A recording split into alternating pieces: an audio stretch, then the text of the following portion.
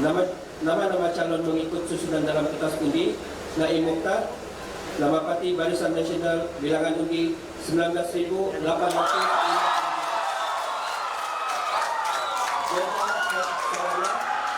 Parti Bebas, bilangan undi 946.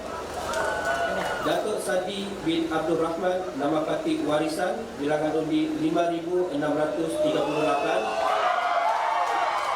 Jumlah undi yang ditolak ialah 369.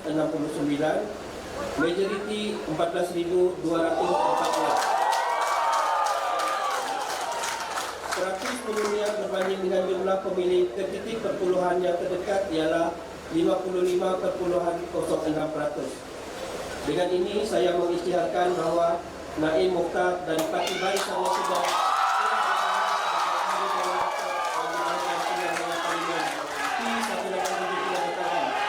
sekian, terima kasih.